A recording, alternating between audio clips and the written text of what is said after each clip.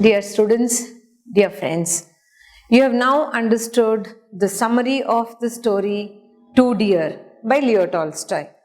How did you like the summary? How did you like the story? Doesn't this one match to somewhere, some kind of the judiciary system that we are living in? The people who have really committed crime, they just go away unpunished. People who are innocent, they are in the prison. Yes, let us not worry about it. My main concern is how to write the answers. How can we get more marks writing the answers in the examination? Two Deer, though, because it is a story, not many questions can be asked because the story, the whole thing, it revolves around these few questions only. So let me just correct it, and I've written 4-mark questions here. 4-mark questions and also the 6-mark questions as well. 6 marks also, because nothing more than this can be asked. Nothing more than these questions can be asked. You can't write anything more than this also.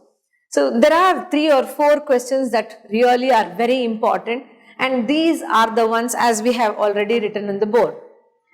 First, very important thing is, what were the arguments put forth by the prisoner for not going out of the prison? That is one important question, wherein you can write down the answer in the form of points, remember it in the form of points, and then you can elaborate on these answers.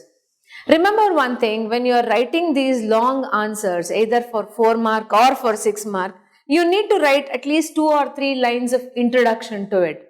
2 or 3 lines regarding who the author is, what does the story talk about, what does this story actually tell to you about. Don't write the whole summary, okay? It is just a 1-line summarization of the whole story. Just write Leo Tolstoy's Two Deer, talks about the judiciary system, talks about the funny loopholes, the negative things, the drawbacks in the judiciary system, and how the king of Monaco had to face these loopholes or the negative things.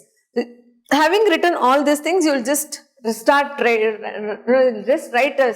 with the points that are required for the answer. This question, arguments put forth by the prisoner. You remember in your textbook there is a big paragraph wherein only once the prisoner is given a chance to speak. The commission, the ministers ask him to run away. My dear friend, why don't you run away? Even the king does not bother if you run away.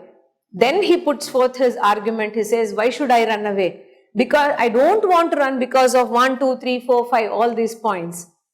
He puts forth his argument. First thing he says is, you have ruined my character. I have been labeled as a prisoner. I have been labeled as a murderer. So my character assassination has happened. I have lost my character. I have lost my name. And what will people talk about me when I go outside? They'll always brand me, label me, call me as a prisoner, as a murderer. So he says, you have ruined my character, so I don't want to go out now. Second thing he says is, if I go out, I can't work. Because 1 year in this country, and in 1 year, I have lost the habit of working. I have been made to stay in this prison or there, waiting for my death sentence, waiting for my lifetime imprisonment, putting myself in one prison here, one cell there. I was just made to be lazy, and I have gone out of the way. Going out of the way means losing the touch, losing the ability to work. I have gone out of the way of working. I have become lazy now, so I can't work at all. The third thing he says is, you people have treated me very badly. See, they haven't whipped him, they haven't beaten him, they haven't put him to shame. Bidil nilsi on mana maryada tegedu. Nothing like that is done. But still, he doesn't like the way he was treated. He was from here to there, and from this punishment to that punishment, and he was made to stand in front of the king again and again. That itself, he says, is treated badly. You have treated me very badly, so I don't want to go away from here. And then he gives the reason. Treated badly, he says, first of all, you sentenced me to death. You did not execute it at all. You did not put it into practice. This death sentence was changed into lifetime imprisonment, and then you've done all this without asking my permission. You changed according to your own wish. You kept on changing the punishment. You did all those things. You did not ask me at all. Later on, when I was put into the life imprisonment cell, there was a guard put there. But later on, you took away that guard also. I was waiting for my food to come. Nobody came. Nobody gave me the food. All I had to do was take all pain, go myself to the royal kitchen and bring my own food. That's what he says. The guard was taken off and I had to bring food by myself. All by myself I had to do. You did not look after me properly at all. You have treated me very badly. Therefore, I don't want to go. And finally, he says, after doing all these things, just because you can't take care of me, now you are asking me to run away. I don't want that.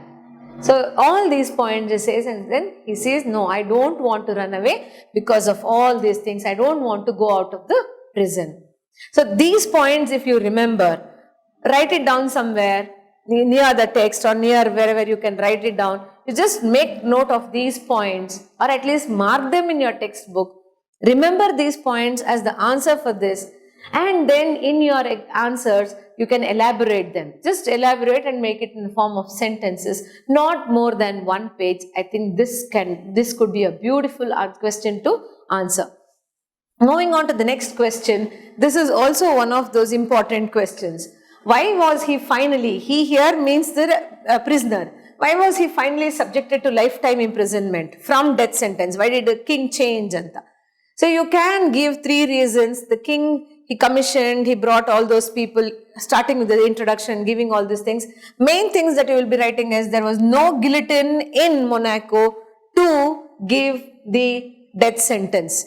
There was no guillotine present. Therefore, they go out and then they ask the French government, which actually gives them a heavy quote of 16,000 francs. And then they ask the government of Italy, which gives them 12,000 francs, and all these are highly expensive ones. The king cannot bear the expenses. Therefore, he changes from death sentence to lifetime imprisonment. So this could be the answer. Again, take note, keep it in your mind. When you are writing all these things, as we have been discussing, you will have to underline the important points. These words that we have taken, they are almost from your text. So whenever you write this, these same words have to be there. And whenever you write them, you will have to write with underlining. When you underline, again you will be attracting the interest and the attention of the valuators. Next 2 slightly not very important but possible questions are this. Though gambling is a dirty business, the king practices it in his country. Why? You will have to write down that there is no other income for the country. The only income that he could get was through gambling or through the roulette houses, and the person he would give more than half of it, and therefore he had to practice this kind of gaming in his country. So you'll have to write a little bit about Monaco, the population of Monaco, how big it is, and what are the expenses the king has to bear. He has his ministers, he has his army of 60 men and all those things. If you write that and write down this, I think that should be sufficient. The last one, describe the situation after the prisoner was sentenced to death. Again, the repetition of this one. What happened? Sorry, not the repetition, it is the previous one. When he is sentenced to death, this thing you will have to write. There was no guillotine, so they went to the French government, they asked all those things you will be writing. How did they ask? What did the French government charge? What did the Italian government charge? Why did he shift from French government to Italian government? What was the similarity between Monaco and Italian government? Why was he so confident that the government of Italy would give him the guillotine machine? And what was the hitch in the executing of death sentence? All these things you write with a light kind of elaboration and underlining the points. That should be fine. Either they ask for 4 marks or for 6 marks. All these things, all these points written neatly and underlined, that will definitely fetch you enough marks. Good luck. Yeah. Good afternoon all of you. So I'll be taking you through the lesson 2, dear. is actually a lengthy lesson, but then we need to bring it down to maximum, that is minimum number of minutes of recap, so that we'll have a quick thought into it. As I know, I mean ನಾನು ಗೊತ್ತಿರೋ ಹಾಗೆ ನಿಮಗೆ ಈ ಕತೆ ನೆನಪಿದೆ, ಸ್ವಲ್ಪ ಗ್ಲಿಚ್ಗಳು ಮಧ್ಯದಲ್ಲಿ ಏನಾದರೂ ಬಿಟ್ಟು ಹೋಗಿದ್ರೆ ಅದನ್ನು ಆ್ಯಡ್ ಆನ್ ಮಾಡಿಕೊಂಡು will recall the lesson once for all, and this is being done again on the as a part of the recap for the examination point of view. ಕತೆ ಗೊತ್ತಿರ್ಬೋದು, ಸೊ ಡಿ ಲಿಂಕ್ ಎಲ್ಲಾಗಿದೆ, ಈ ರಜೆಯಲ್ಲಿ ಏನಾದರೂ ಆಗಿದ್ದರೆ ಮರ್ತು ಹೋಗಿದ್ರೆ ಅದನ್ನು ಲಿಂಕ್ ಮಾಡ್ತಾ ಬನ್ನಿ and be prepared for that particular part. Okay, right. So we begin with Two Deer is written by Leo Tolstoy. He literally focuses on what is this law and order situation in our society around, and he is making a little irony ತಗೊಂಬರ್ತಾರೆ and making fun of, see, this is a condition of our society now ಅಂತೇಳಿ ಆಗ ಹೇಳಿದ್ರು, but ಈಗಲೂ mostly ಅದೇ ಥರದಲ್ಲಿ ನಡೀತಾ ಇದೆ. So just get into the lesson. We have this story happening in a very small city called ಮೊನಾಕೋದಲ್ಲಿ ನಡೀತಾ ಇದೆ, and it's a very very small kingdom, as it is now also. I think Vatican City ಸಣ್ಣ Kingdom ಅಂತ ಹೇಳಿದ್ರೆ Monaco the second smallest kingdom ಅಂತ ಹೇಳ್ತಾರೆ, but it's supposed to be the richest kingdom it seems in the world. That's for our knowledge only. So Monaco is a small kingdom. ಅಲ್ಲಿ ಸಾಧಾರಣ ಒಂದು 7,000 inhabitants only were there. ಇದು ಒಂದು mark question ಬರುತ್ತೆ. Okay, 7,000 inhabitants were there, and if you divide that land, no, it not even more than an acre would come for a person to to handle. ಅಷ್ಟು ಕಡಿಮೆ ಇತ್ತು ಜಾಗ. So that was the Monaco kingdom, and then we had a kinglet there. Kinglet was, as you say, the kinglet it is. King obviously had the feeling of that royal feeling that he wanted to live a excellently royal life. He didn't want to come down with compromise with anything of whatever his royal life was. He carried that, he kept that, the thing of a great king's life. That is why it is royal life and a king. Obviously the kinglet means he is a very small king, because the country is so small. He is a kinglet out there. And then how did he make his living? He collected tax. I hope you remember all those three things. What is that? Tobacco, poll tax, and wine and spirit. I think it's a by-hearted sentence now. So he collected tax, but that was not enough for him. So what he had to do?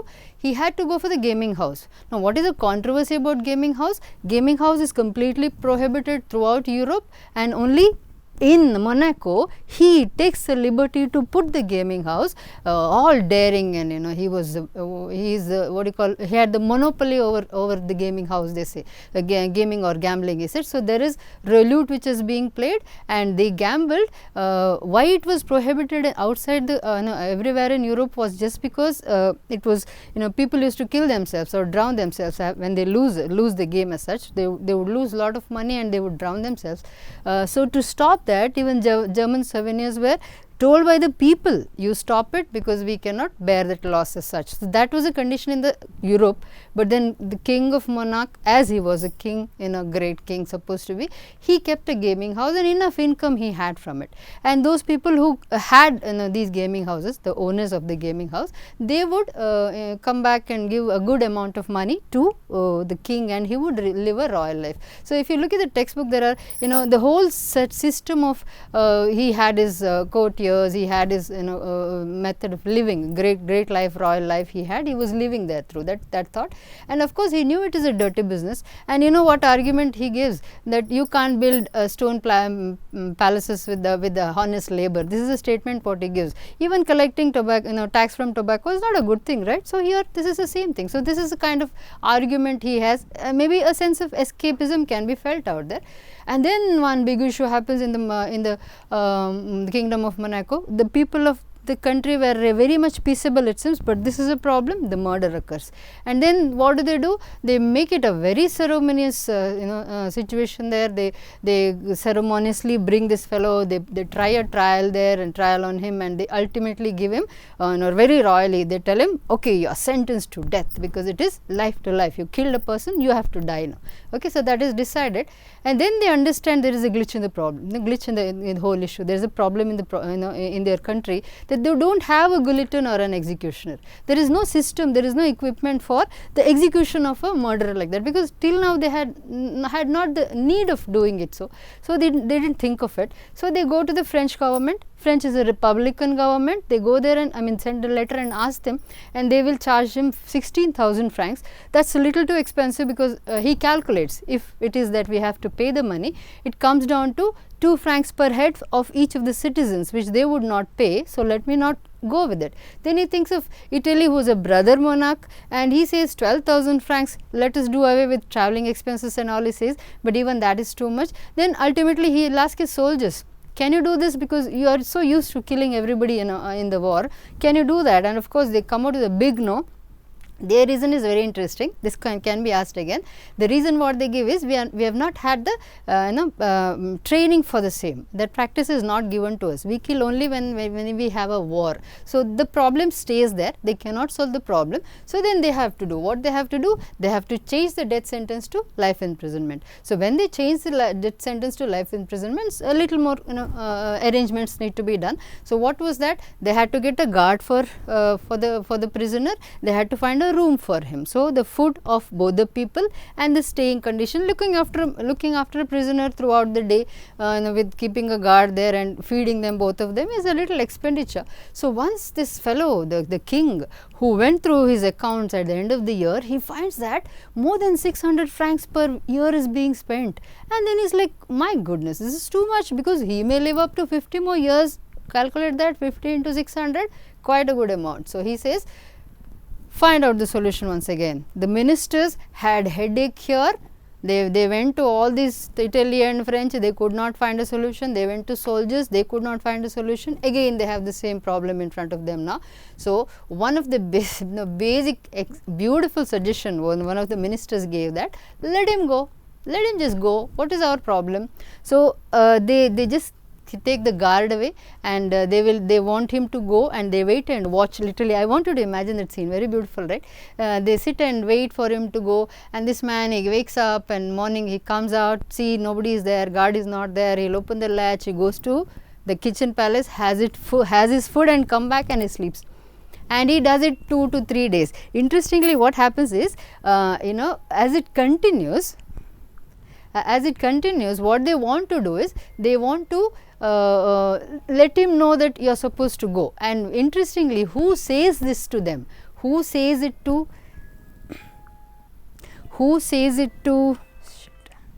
the king is, to the guy, to the criminal, is the Minister of Justice. That is the height of it. Actually, this is again a one more question possible. Minister of Justice tells him, see man, you are free to go, can't you go? And then he comes out with a big no. He gives all those 3-4 reasons. We remember that? You ruined my character, people will turn their back on me, and then you should have executed, and then I have got out of the way of working, all these things, and a lot of complaint. Then he sits there telling that I will not go, what will you do? So that's the point where he says no. This question is again a 4-mark question. In the question answers, when we discuss, it will come to picture there.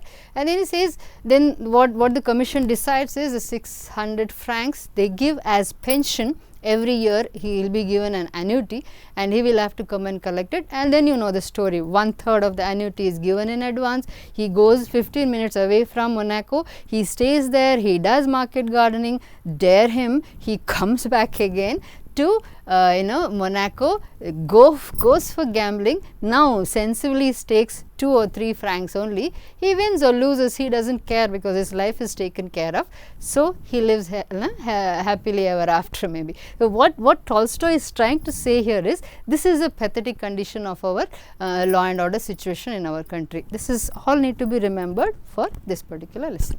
Fine. Thank you.